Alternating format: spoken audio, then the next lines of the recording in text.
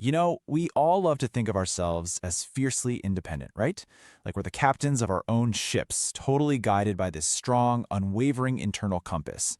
But what actually happens when that internal compass gets completely overridden by something much older and honestly much deeper inside of us? Today, we're going to unpack the psychology of obedience in this explainer. We're looking at the incredibly tragic but fascinating human story of why we so instinctively submit to authority, even when literally every fiber of our being is screaming at us to stop. To really wrap our heads around this, we have to start with a central, frankly heartbreaking conflict. Humans will obey authority even against their own morals. It is kind of the ultimate human tragedy. We have this highly evolved modern conscience that knows right from wrong, but it constantly and violently clashes with a hardwired ancient instinct to just obey. Picture a huge, shadowy emperor standing over a kneeling crowd in a dimly lit hall. Somewhere in that crowd, there's always someone looking up, terrified, totally conflicted, knowing what they're being asked to do is wrong, but they kneel anyway. And the crazy part? That person is us. So let me ask you something kind of personal, and I really want you to think about it. If a powerful emperor, or, a modern equivalent like a boss, a commander, someone you really respect, looked you dead in the eye and commanded you to do the absolute unthinkable, would you defy them? I mean, we all want to immediately yell, yes, no way, I'd absolutely defy them. We all want to be the hero of our own story. But the uncomfortable truth baked into our psychology, it tells a totally different story. And to understand why we actually fall in line, we have to take a little trip back in time. Think of the human brain not just as an organ, but as this amazing biological time capsule. It's carrying the survival mechanisms of millions of years of evolution. And one of the biggest, most prominent features saved in that time capsule is a natural, deep-seated respect for strict hierarchy. This instinct to obey, it isn't some modern weakness or a personal character flaw. It's actually a brilliant, if slightly flawed, biological feature. Our brains are essentially hardwired to walk into a room, look for the alpha, figure out who the leader is, and just defer to them. Just imagine our earliest ancestors for a second. Picture ancient tribal communities wandering through this brutal, unforgiving, snowy wilderness.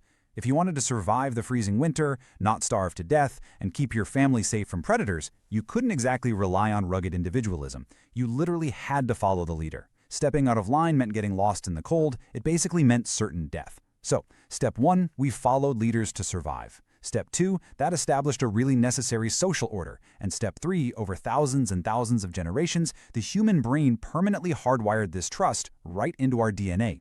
Obedience literally became synonymous with survival.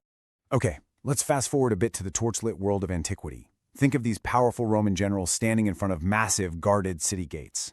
The psychological trade-off back then became incredibly stark. You surrender your personal autonomy, you basically give up your right to do whatever you want, but in exchange, you get protection, you get order, and you get stability.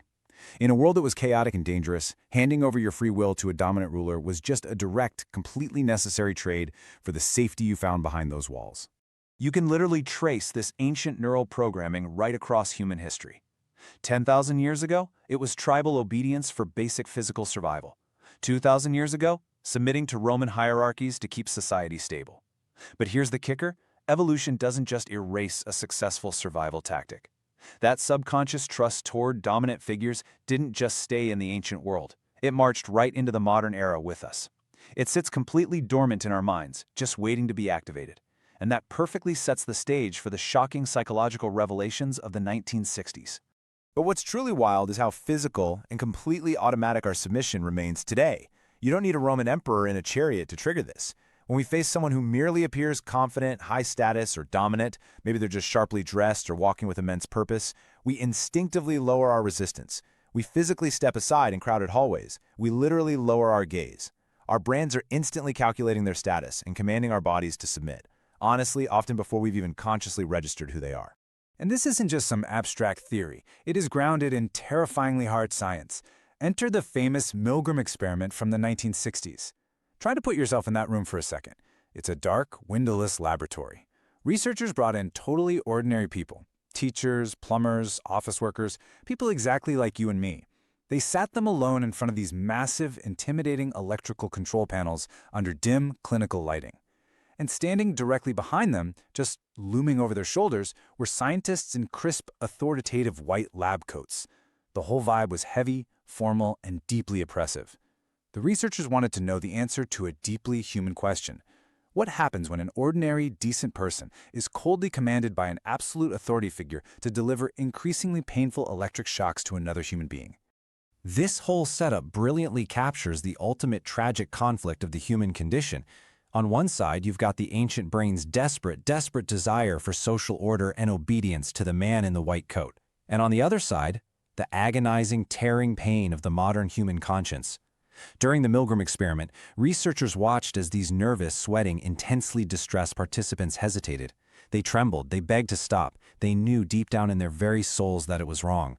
But when the stern authority figure behind them simply said, "The experiment requires that you continue," the vast majority of them reached out and pressed the switch anyway. It's a really haunting image, isn't it?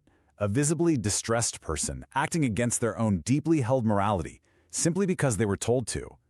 So we really have to pause here and ask the hardest question of all. Why do we press the switch? Why do we comply and cause harm, despite the obvious internal distress and the immense moral toll it takes on us? Why doesn't our modern conscience just step up and win the fight? Well, the crucial point is captured perfectly right here. Most humans fear disobedience more than guilt. Just let that sink in.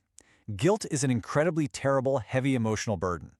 Hurting another person damages our very soul. But the primal terror of standing completely isolated, of defying the alpha, of being cast out of the tribe, to our ancient lizard brain, that isolation basically equals absolute death. The subconscious fear of defying authority vastly outweighs the conscious burden of guilt. We would literally rather live with the pain of what we've done than face the terrifying, lonely darkness of disobedience. The incredibly terrifying reality of this evolutionary trait is that authority actively bypasses our independent thinking altogether. It's kind of like invisible puppet strings dropping down from the darkness above us. The exact moment the brain registers high status and command, it effectively shuts down the critical free will centers of the mind. We literally stop being independent actors. We become these raw instruments of the authority figure's will. In a split second, we turn into a faceless crowd, our own individual eyes fading into the shadows, being rapidly manipulated by a survival instinct we barely even realize is pulling at us. Which brings us to the end of our explainer today and leaves us with a lingering, deeply unsettling question. As you navigate your life, your career, your everyday moral choices, are you really the one pulling the strings? Or, when the pressure mounts and that commanding voice speaks, are you just quietly, instinctively following the Emperor's orders? It's something we all need to really reflect on if we ever hope to truly reclaim our own autonomy. Thanks so much for joining me on this deep dive into the human mind.